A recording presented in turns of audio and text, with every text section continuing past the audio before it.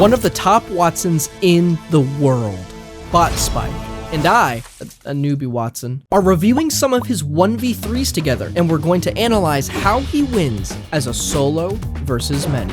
It's the final squad against a lone Botspike. They're waiting inside this tunnel for him, but they can't even imagine what Botspike is going to do to them. So here I'm just looking for like what I can do. I was looking for a like break in their defense because they were just holding it. They were just sitting there, and I was looking and thinking about like some way that I could initiate a fight. Botspike decides to do something risky and uses himself as bait.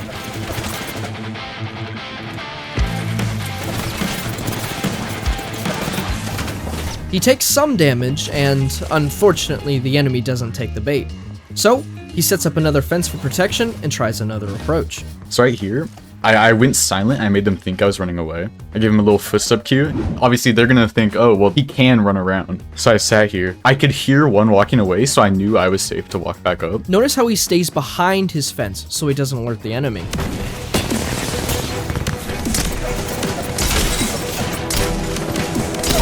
A little whiffage.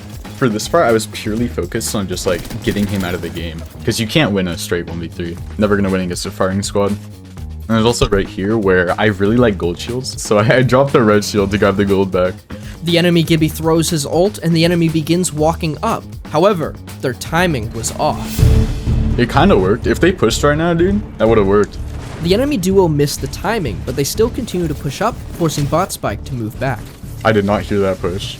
Got a little scared. The Gibby unexpectedly throws down his bubble right as Botspike pushes, forcing Botspike to reposition. I realized that was my moment to push past them because I wanted to be in this building from the start.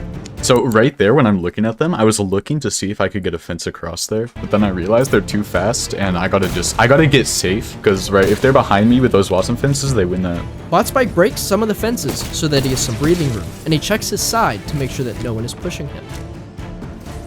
I was hoping he would be there, because that would have been a free kill. The duo splits up, so he decides to push forward.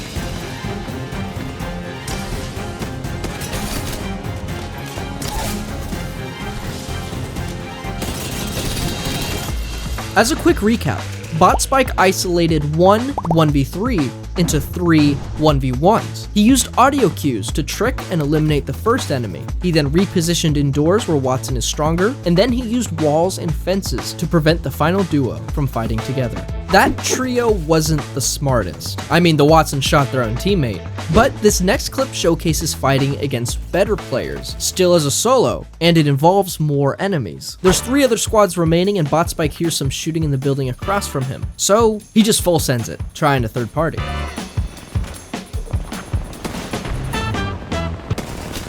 Missed way too many shots. And this dude there.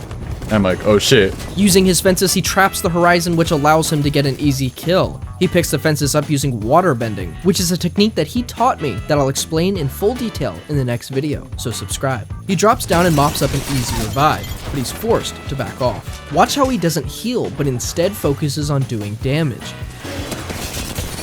They shot those out, they think that they can push, and then they just walk through the fence.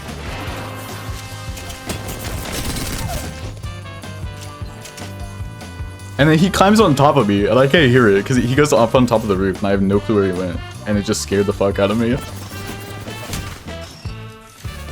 then right there, that fence, I went out and tap strafed around to try to get a wide angle. Because if that stunned him, and I had that wide angle, I can win that game. This guy's actually pretty smart, too. He's not like insane at the game, but he doesn't know what he's doing. Botspike pushes forward, but into the final squad, which is a solo Octane. He barely makes it out alive, and the Octane eliminates the Revenant. I was hoping the Revenant would win right there, because the Prowler is fucked.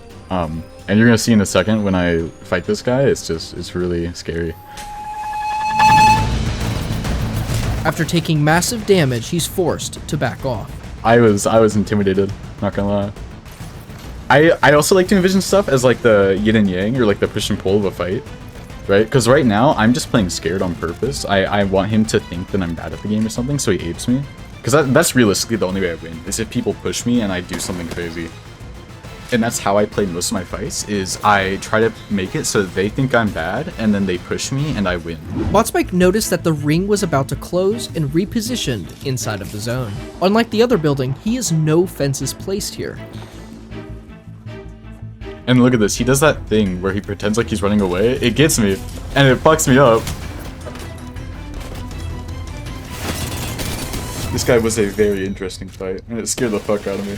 You might have missed it because it happened so quickly, but what won him that fight was the fact that he put down a node inside the building. With that, he had nodes on both sides of the door so that he can play on either side. You can actually see him setting that up earlier in a different building as well. As a quick recap, Botspike third-partied and knocked someone who was low. He then got ambushed and did some fancy fence work that got him out of trouble. He quickly cleaned up the squad but didn't have any time to reset. Once again, using walls and fences to his advantage, he was able to outplay his opponents and stay alive. Finally, I think it's important to note that the Octane did over 350 damage to Botspike, but Botspike still came out on top, and that's because he outmaneuvered the Octane, staying alive until he could trap him in a fence, which is a good mindset for Wattson players to have. Our final clip brings us once again to Broken Moon. There are 2 enemy squads in Botspike's vicinity. Yeah, so this area, there's 4 things, and all the doors were gone, which kind of sucked for me.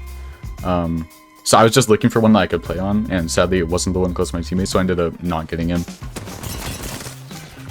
Yeah, so also I was waiting here for them to do something to each other, which they never ended up doing, which is kind of annoying, so I never got to kill them. Unlike what Botspike said, these 2 teams actually do fight one another, but it's only after Botspike is unable to grab his teammate's banner in time, and they end up disconnecting.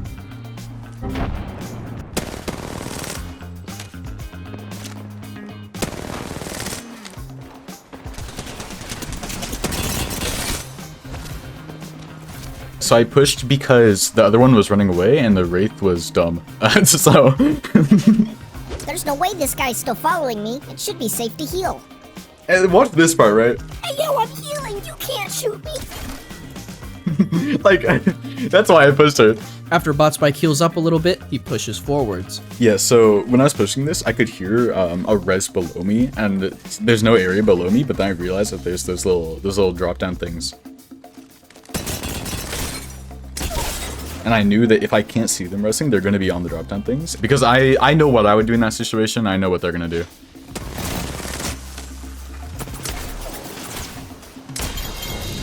You may have noticed that Botspike didn't use any fences in this last clip. That's because this clip highlights smart and aggressive decision making. In the prior clips, the aggression came after an opponent was fenced, making them an easy target. In this clip, the aggression came when enemies were at a disadvantage caused by something other than being fenced, such as being low health. This clip is meant to show that you should always be looking for an advantage over your opponents, whether they've been fenced or not. Make sure that you subscribe to Botspike, and I hope that you learned something from this video, and stay tuned for the full interview coming soon.